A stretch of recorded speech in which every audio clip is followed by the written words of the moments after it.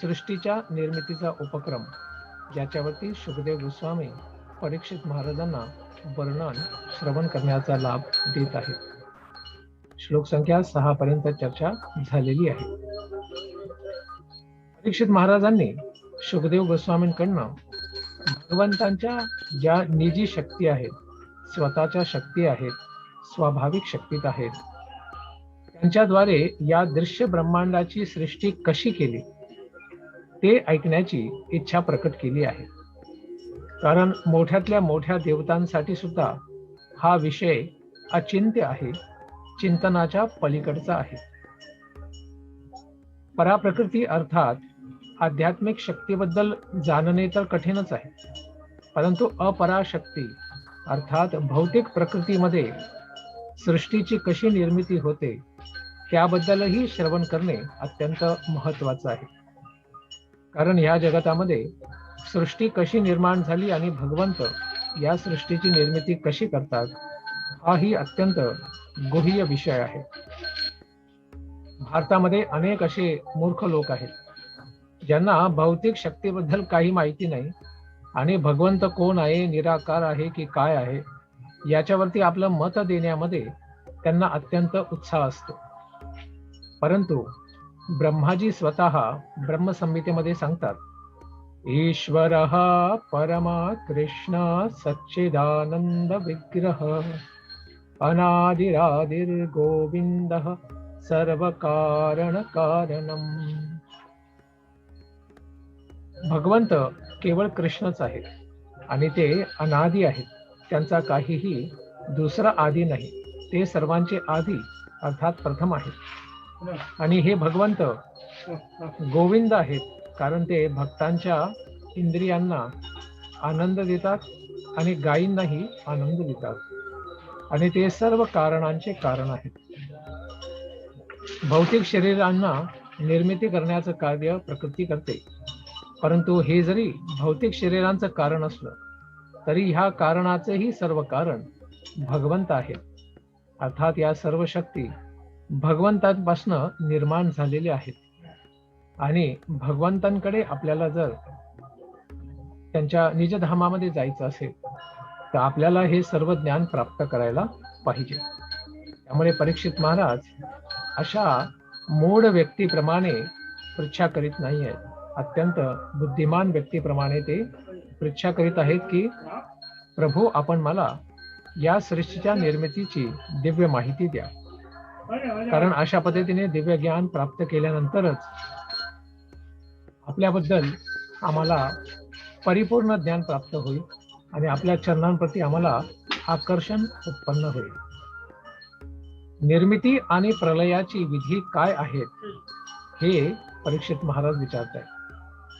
यथा गोपायते विभू यथा संयच्छते पुनः याम याम शक्तिम उपाश्रित्य पुरो शक्तिः परः पुमान् आत्मानं क्रीडयन् क्रीडन् करोति विकरोति च.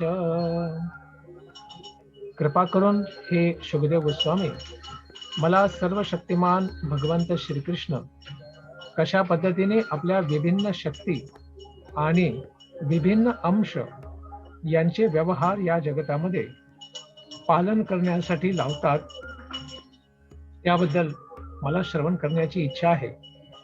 आणि एक खेळाडू जसा खेळ करतो आणि खेळ केल्यानंतर परत आपलं सगळं साहित्य हे समेटून घेतो, वाइंड अप करतो, इंग्रजी म्हणतात वाइंड अप करतो, त्या पद्धतीने मला सर्व भगवंतांच्या लीलांबद्दल आपण सांगा. कारण भगवंत तर आधी एकच होते, परंतु आपल्या आनंदाचा विस्तार करण्यासाठी ते अनेक विविध रूपांमध्ये प्रकट होतात. एको बहुनाम यो विदधाती कामान. आणि या सर्व जीवांना जे त्यांचे विभिन्न अंश आहेत, या सर्वांच्या सर्व इच्छांना, भौतिक आणि आध्यात्मिक दोन्ही इच्छांना पूर्ण करण्यासाठी भगवंत सदा कार्यरत असतात. भगवंतांना कोणतंही कार्य किंवा कर्तव्य नाही, परंतु आनंदाने ते आपल्या भक्तांच्या इच्छांना पूर्ण करण्यासाठी त्यांचे परमपिता असून त्यांची सेवा करत असतात. अशा परमपित्याद्वारे आपण सर्वजण पालित आहोत, आपलं पालन होतं. भगवंतांच्या 3 मुख्य शक्ती आहेत, अंतरंगा, बहिरंगा आणि तटस्थ. तर आपण सर्व जीव जे आहोत ते तटस्थ शक्तीचे आपण विस्तार आहोत. तर तट जसा कधी कधी नदीच्या पाण्याखाली असतो, कधी कधी उन्हात असतो, त्या पद्धतीने आपणही कधी कधी आध्यात्मिक शक्तीच्या प्रभावाखाली राहतो, अंतरंगा शक्तीच्या प्रभावाखाली, आणि कधी कधी आपण बहिरंगा शक्तीच्या प्रभावाखाली येत असतो. अर्थात या भौतिक सृष्टीरूपी माया जगतामध्ये आपण बद्ध होत असतो. आध्यात्मिक जगतात सर्व जीव मुक्त आहेत आणि भौतिक जगतात सर्व जीव हे बद्ध आहेत. त्यामध्ये फार दुर्लभ जीव हे भगवत साक्षात्कार प्राप्त करून दुसऱ्यांनाही तो साक्षात्कार करून देण्यासाठी कार्यरत असतात. त्यामध्ये एक आहेत ब्रह्माजी. त्यांच्याच हृदयावरती भगवंतांनी दिव्य ज्ञान प्रकट केलं होतं. तेने ब्रह्म हृदा, त्यांच्या हृदयामध्ये भगवंतांनी दिव्य ज्ञान दिलं की कसा व्यक्ती वैकुंठापर्यंत, गोलोक वृंदावनापर्यंत पोहोचू शकतो. आणि याच्यासाठी चैतन्य महाप्रभूंनी अचिंत्य भेदाभेद तत्वज्ञानाचा प्रचार केला. अर्थात गुणांमध्ये आपण भगवंतांसारखे आहोत, परंतु मात्रेमध्ये, क्वांटिटीमध्ये आपण अत्यंत नगण्य आहोत आणि भगवंत विभू आहे, आपण अणु आहोत. अशा पद्धतीचा सिद्धांत आहे अचिंत्य भेदाभेद तत्वज्ञान. व ह्या विषयाबद्दल परीक्षित महाराज का विचारत आहेत?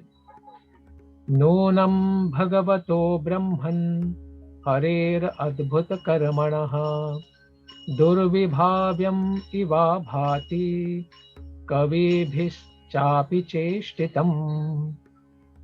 हे विद्वान ब्राह्मण, भगवंतांचे दिव्य कार्यकलाप आणि लीला अत्यंत अद्भुत आहेत आणि ते अचिंत्य आहेत, अर्थात चिंतनाच्या पलीकडे आहेत.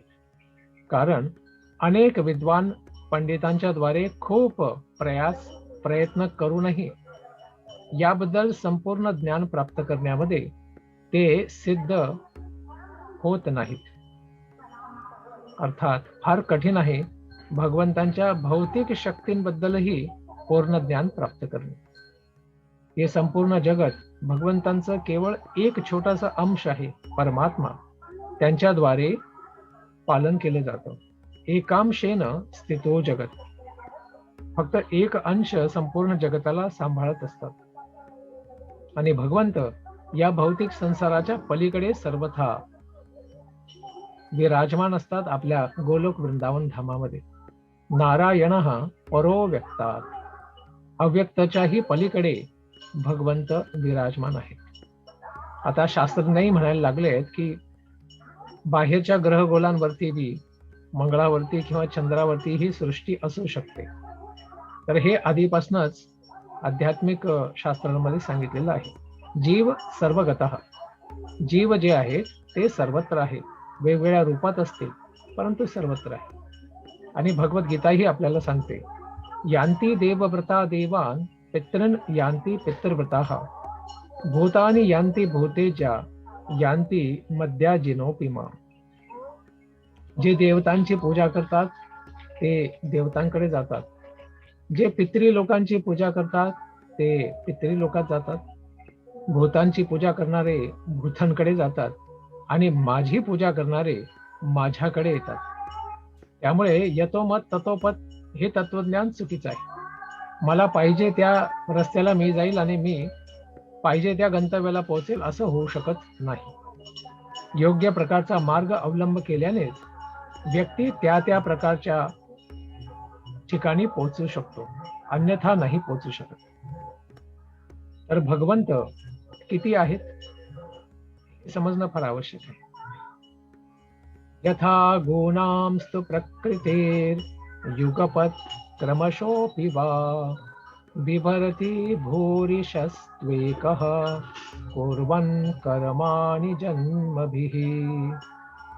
भगवंत पूर्ण पुरुषोत्तम भगवान आहेत आणि ते एकच आहेत. मग प्रकृतीचे गुण स्वतः कर्म करणारे आणि याबरोबरच किती रूपांमध्ये विस्तार करतात, किंवा प्रकृतीचे जे गुण आहेत त्यांच्या निर्देशनाखाली किती वेळा विस्तार होत असतो, तर बारंबार हा विस्तार होत असतो या प्रकृतीचा. आणि भगवंत या प्रकृती शक्तीद्वारे संपूर्ण सृष्ट जगत हे प्रकट करीत असतात. मग शुकदेव गोस्वामी विचारतात की हे प्रश्न तू मला का विचारत आहेस?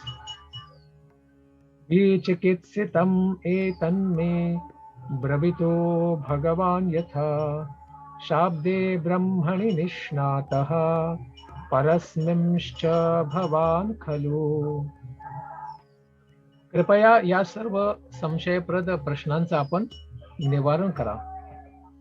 कारण आपण न केवळ फक्त वैदिक साहित्यामध्ये परमविद्वान आहात, परंतु अध्यात्म विद्येमध्येही आपण आत्मसिद्ध आहात. त्यामुळे आपण भगवंतांचे अत्यंत महान भक्त असून भगवंतांच्या समानच आमच्यासाठी महान आहात. कारण जे भगवंतांच्या दिव्य सानिध्यामध्ये असतात ते भगवंतांसारखेच अत्यंत महान होत असतात. त्यामुळे अशा भक्तांच्या संपर्कामुळे आमचाही उद्धार होऊ शकतो. भगवंत पूर्ण आहेत आणि त्यांच्यापासून पूर्ण जगत, संपूर्ण स्वतंत्र पद्धतीने चालणारं जगत हे प्रकट होतं. अर्थात भगवंतांच्या कृपेनेच आणि भगवंतांच्या अध्यक्षतेखालीच हे जग कार्य करते. त्यामुळे ईश उपनिषदात सांगितलेलं आहे, पूर्णस्य पूर्णमादाय पूर्णमेवावशिष्यते. भगवंत पूर्ण आहेत आणि त्यांच्यापासून पूर्ण अनेक अवतार प्रकट होतात आणि तेही स्वतःमध्ये पूर्ण आहेत. आणि असे पूर्ण भगवंतांपासून पूर्णात्म निघाल्यानंतरही भगवंत पुन्हा पूर्णच राहतात. ते घटत नाही, कमी होत नाही. हे समजणं फार आवश्यक आहे. कारण भगवंत हे अत्यंत दिव्य शक्ती धारण करतात. आणि कोणी कितीही मोठा पंडित असला, वैदिक साहित्यामध्येही पंडित असला, तरी भगवंतांना पूर्ण समजणं हे शक्य नाही. वेदेषु दुर्लभम अदुर्लभम आत्मभक्तो. वेदांमध्ये कितीही पारंगत असलेला व्यक्ती भगवंतांना समजू शकत नाही, परंतु असे अत्यंत दुर्लभ असलेले भगवंत आपल्या भक्तांसाठीच प्राप्त आहेत, अन्यथा नाही. त्यामुळे सांगितलेलं आहे, भक्त्या माम अभिजानाति. केवळ भक्तीद्वारेच मला जाणलं जाऊ शकतं. असे दिव्य प्रश्न विचारल्यावर काय केलं गेलं पाहिजे? इंद्रियांद्वारे अगम्य असल्याने इंद्रियांद्वारे अर्थात वाचेद्वारे, जिव्हेद्वारे व्यक्त करण्यासाठी इंद्रियांचे स्वामी ऋषिकेश, ऋषिक याने अर्थात इंद्रिय आणि त्याचे ईश अर्थात स्वामी, इंद्रियांचे स्वामी ऋषिकेश यांना काय केला पाहिजे? नमस्कार केला पाहिजे. सूत उवाच इत्योपामंत्रितो राज्ञा गुणानुकथने हरेः ऋषिकेशमनुस्मृत्य प्रतिवक्तुं प्रचक्रमे. सूत गोस्वामी म्हणतात, जेव्हा राजाने शुकदेव गोस्वामींना अशा पद्धतीने प्रार्थना केली की त्यांनी भगवंतांची जी सृजनात्मक शक्ती आहे, या भौतिक ब्रह्मांडाला प्रकट करणारी जी शक्ती आहे तिचं वर्णन करावं, तेव्हा इंद्रियांचे स्वामी भगवान श्रीकृष्ण यांचं फार उत्तम पद्धतीने त्यांनी स्मरण केलं आणि उपयुक्त योग्य उत्तर देण्यासाठी मग ते सुरुवात करीत आहेत. मग सुरुवात कशाने करतात उत्तर देताना? तर ही परंपरा आहे. जसं आपण भागवत कथेच्या सुरुवातीला प्रत्येक दिवशी काय करतो? मंगलाचरण अर्थात प्रार्थना करतो आणि त्यानंतरच आपल्या बुद्धीमध्ये भगवंत प्रकट होऊन त्यांच्याबद्दल दिव्य ज्ञान प्रसारित करण्यासाठी आपल्याला दिव्य ज्ञान देत असतात. तर हे मंगलाचरण करतात. पहिला श्लोक आहे ईश स्तुतीचा, अर्थात भगवंतांचं गुणगान करतात. श्रीशुक उवाच नमः परस्मै पुरुषाय भूयसे सदुद्भवस्थाननिरोधलीलया गृहीतशक्तित्रितयाय देहिनाम् अंतर्भवाय नुपलक्ष्य वर्त्मने. सुखदेव गोस्वामी म्हणाले, मी त्या पूर्ण पुरुषोत्तम भगवंत यांना सादर नमस्कार करतो, जे भौतिक जगताची सृष्टीसाठी प्रकृतीच्या 3 गुणांना स्वीकार करीत असतात आणि प्रत्येक शरीराच्या आतमध्ये ते निवास करणारे परमपूर्ण परमात्मा आहेत आणि त्यांची गती अत्यंत अचिंत्य आहे, चिंतनाच्या पलीकडे आहे. तर ह्या जगतामध्ये 3 गुण आहेत, सत्वगुण, रजोगुण आणि तमोगुण. तर सत्वगुणाचे अधिष्ठाती देवता म्हणून स्वयं विष्णू विराजमान आहेत. रजोगुणाचे अधिष्ठाती देवता ब्रह्माजींना बनवलं जातं आणि तमोगुणी लोकांसाठी आणि तमोगुणाचे अधिपती शिवजी आहेत. त्यामुळे जे तामसिक लोक आहेत ते भूत, प्रेत, पिशाच आणि शिवजींची पूजा करतात. जे राजसिक आहेत अर्थात राक्षस आहेत, जसे हिरण्याक्ष, हिरण्यकशिपू, रावण, कुंभकर्ण, हे ब्रह्माजींची पूजा करतात. परंतु जे भगवंतांचे दिव्य भक्त आहेत, सत्वगुणी आहेत, ते भगवंत विष्णू कृष्णाची पूजा करतात, कारण तेच अशा उत्तम लोकांद्वारे पूजित आहेत आणि पूजण्या योग्य आहेत. तर आपण दुसऱ्या देवतांचा अपराध करत नाही, तेही काय विष्णू भक्ता भवेत सुरहा. भगवंतांचे भक्त हे देवता मानले जातात आणि देवता भगवंतांचे भक्त असतात. त्यामुळे आपण त्यांना वैष्णव म्हणून प्रणाम करतो. वांछा कल्पतरुभ्यश्च कृपा सिंधुभ्येव च पतितानां पावनेभ्यो वैष्णवेभ्यो नमो नमः. तर ते भक्त असल्यामुळे भगवंतांची शक्ती त्यांच्याकडे आहे आणि ते आपला लाभ करून देण्यासाठी आपल्याला आशीर्वाद देऊ शकतात. परंतु आपल्याला कोणत्याही भौतिक देवतांना प्राप्त करण्याची इच्छा नसली पाहिजे. केवळ भगवंतांचे चरण कमलच प्राप्त करण्याची इच्छा असली पाहिजे. मंगलाचरणचा 2रा श्लोक, अस्तित्वाचे परिपूर्ण रूप, याच्यावरती ते भगवंत कसे त्याचे कारण आहेत त्यांना प्रणाम करतात. भूयो नम सद्वृजिनश्छेदे सताम असंभवायाखिल सत्वमूर्तये पुंसां पुनः पारमहंस्य आश्रमे व्यवस्थितानां अनुमृग्य दाशुषे. मी पुन्हा पूर्ण जगतरूप आणि त्याचबरोबर अध्यात्म रूप ते भगवंत आहेत त्यांना सादर नमस्कार करतो. कारण हे दृश्य जगत सुद्धा भगवंतांचंच काय आहे, भौतिक रूप आहे, विराट रूप, ज्याचं आपण श्रवण केलेलं आहे. तर त्याचे कारण आहेत भगवंतच, त्यांना नमस्कार आहे. आणि आध्यात्मिक रूप आणि आध्यात्मिक जगताचे जे सृष्टी निर्माण करणारे आहेत त्यांना मी नमस्कार करतो. जो पुण्यात्मा व्यक्ती अर्थात भक्त, त्याला सर्व संकटांपासून मुक्ती प्राप्त करायची असेल तर त्याने याच भगवंतांच्या चरणांवरती आश्रय घेतला पाहिजे. त्याचबरोबर जे अभक्त असुर आहेत, जे भगवंतांचे भक्त नाहीत, जे नास्तिक आहेत, भगवंतांवरती विश्वास करीत नाही, अशा मनोवृत्तीचे आहेत, त्यांची वृद्धी अर्थात त्यांचा नाश करण्यासाठी भगवंत स्वतः प्रकट होतात. विनाशायच दुष्कृताम. आणि ते सर्वोच्च आध्यात्मिक सिद्धी प्राप्त करून देण्यासाठी योगी लोकांवरतीही कृपा करतात आणि त्यांच्या इच्छेप्रमाणे त्यांनाही परमसिद्धी प्राप्त करण्यासाठी मदत करीत असतात. तर अशा पद्धतीने सर्व सिद्धींचे कारण आहेत भगवंत, त्यांना नमस्कार केला जात आहे. आणि भगवंत हे खास करून कृष्ण रूपामध्ये कोणाद्वारे पूजित आहेत?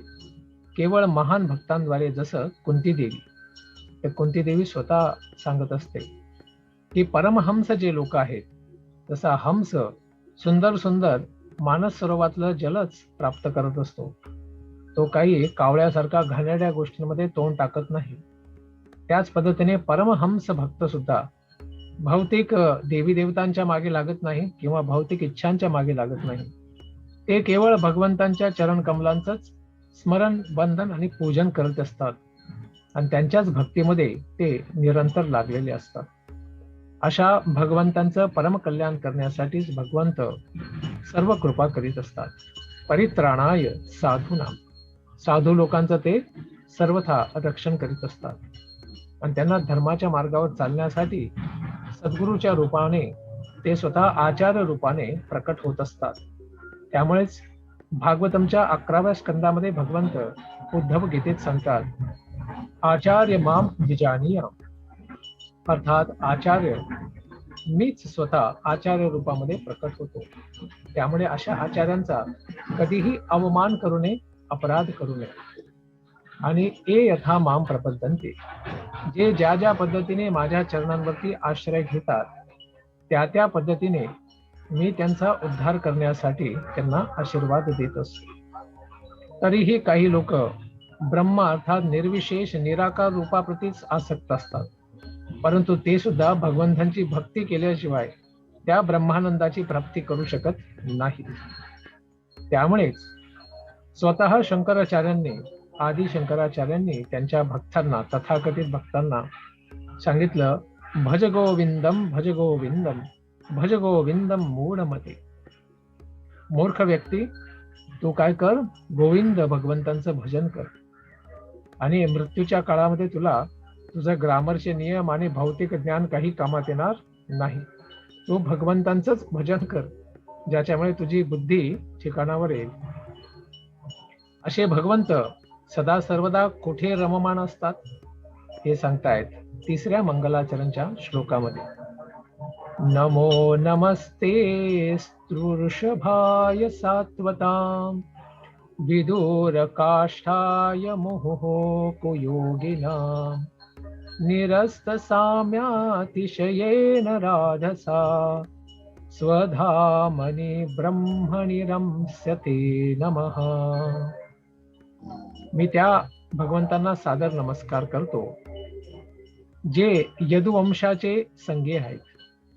यदुवंशामध्ये ते प्रकट झाले आणि यदुवंशातल्या यादवांबरोबर ते राहिले आणि अभक्त व्यक्तींसाठी ते सदा सर्वदा समस्याच असतात. अर्थात जे अभक्त आहे भगवंत त्यांच्यासाठी सगळ्या समस्या उत्पन्न करतात आणि हे सगळे राक्षस लोक भगवंतांपासून पीडित होत असतात. हे समस्त भौतिक आणि आध्यात्मिक जगतांचे परमभोक्ता आहेत, स्वामी आहेत. सर्व जगतांचे आनंद फक्त भगवंतच घेतात. आपण भोगता नाही, आपण कोण आहे, उपभोक्ता आहे.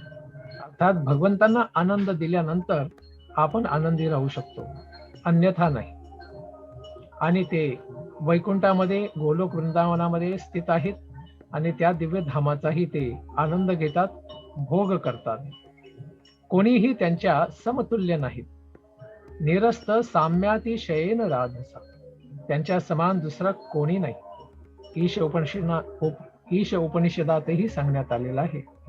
असम ऊर्ध्व, न त्यांच्या सम कोणी आहे, न त्यांच्यापेक्षा श्रेष्ठ कोणी आहे. कारण त्यांचे दिव्य ऐश्वर्य हे अमाप आहे, अर्थात असीमित आहे, अनलिमिटेड आहे, त्याची गणना होऊ शकत नाही. अशा पद्धतीचं भगवंतांचं निजधाम आहे, परमधाम आहे, स्वधाम आहे. त्याचं वर्णन गीतेमध्ये केलेलं आहे 15:6 मध्ये. न तद्भासयते सूर्यो न शशांको न पावकः, यद्गत्वा न निवर्तन्ते तद्धाम परमं मम. भगवंतांचं स्वधाम गोलोक वृंदावन, तिथे न सूर्यप्रकाशाची आवश्यकता आहे, न चांदणीची किंवा चंद्रमाची आवश्यकता आहे. तिथे न इलेक्ट्रिसिटीची, विद्युतची पण आवश्यकता नाहीये बल्ब लावण्यासाठी, किंवा तिथे अग्नीची आवश्यकता नाहीये ऊर्जेसाठी. ते धाम कसं आहे, स्वतः ते प्रकाशमान आहे. असं दिव्य धाम, तिथे कोणत्याही प्रकारच्या भौतिक ह्या सर्व गोष्टींची आवश्यकता नाही आहे. आणि त्या निजधामामध्ये, भगवंतांच्या धामात आपण गेल्यानंतर न निवर्तनते, पुन्हा कधीही या जगतामध्ये आपण परत उलटून येत नाहीत. अशाच पद्धतीने श्वेताश्वेतर उपनिषदामध्येही सांगण्यात आलेलं आहे. न तत्र सूर्यो भाती न चंद्र तारकम नेमा विद्युतो भांति कुतोऽयम् अग्निः तमेव भान्तम् अनुभाति सर्वं तस्य भासा सर्वमिदं विभाति. भगवंतांच्या जगतामध्ये सूर्य, चंद्रमा आणि तारांची आवश्यकता नाही आहे. तर या सर्वांचं प्रमाण आपल्याला शास्त्रांमध्ये बघायला मिळते. आणि भगवंतांचं दिव्य तेज इतकं महान आहे. सहस्त्र कोटी अशा सूर्यांप्रकारे सूर्यांच्या एकत्र आणण्याने सुद्धा तेवढा प्रकाश होऊ शकत नाही, एवढं दिव्य तेज भगवंतांचं आहे. आणि हे तेज बाजूला केलं नाही तर आपल्याला भगवंतांचं दर्शन होणार नाही. त्यामुळे श्री ईशोपनिषदामध्ये अशी प्रार्थना भक्त करीत आहे. हिरण्मयेन पात्रेण सत्यस्यापि हितं मुखं तत्त्वं पोषन्न पावृणु सत्यधर्माय दृष्टये. भगवंत, आपण सर्व भौतिक आणि आध्यात्मिक जगताचे पालक आहात आणि प्रत्येक गोष्ट आपल्या कृपेनेच काय होत आहे, फलित होते आहे, फुलत आहे. आणि भक्तियुगाद्वारेच आपण प्राप्त आहात. त्यामुळे आपण सत्य धर्म आहात. आपल्या सेवेमध्ये मला लागण्याची पूर्ण इच्छा आहे. कृपया आपण मला आपल्या सेवेमध्ये घ्या. आणि आपलं दिव्य दर्शन करण्याची मला फार इच्छा आहे. परंतु हे दर्शन मला या आपल्या दिव्य तेजामुळे होणं फार कठीण आहे. तर मी आपल्याला प्रार्थना करतो की आपण आपल्या चरण कमलांच्या नखांद्वारे निर्माण झालेलं हे ब्रह्मज्योती किरण आहेत, यांना थोडं शांत करा, यांना दूर करा, जेणेकरून मी आपलं जे दिव्य सच्चिदानंद रूप आहे त्या रूपाचं, स्वरूपाचं मी दर्शन करू शकेल. तर कृपा करून काय करावा, आपण अशा पद्धतीचं हे तेज थोडं शांत केलं तर मी आपलं छानपैकी दर्शन करू शकतो. आणि असे भगवंत आपल्या भक्ताच्या हृदयातले सर्व पाप आणि अमंगल हे दूर करू शकतात. आणि ते कसे करतात याचं श्रवण आपण करूया पुढच्या भागवतमच्या सत्रामध्ये. धन्यवाद. हरे कृष्ण.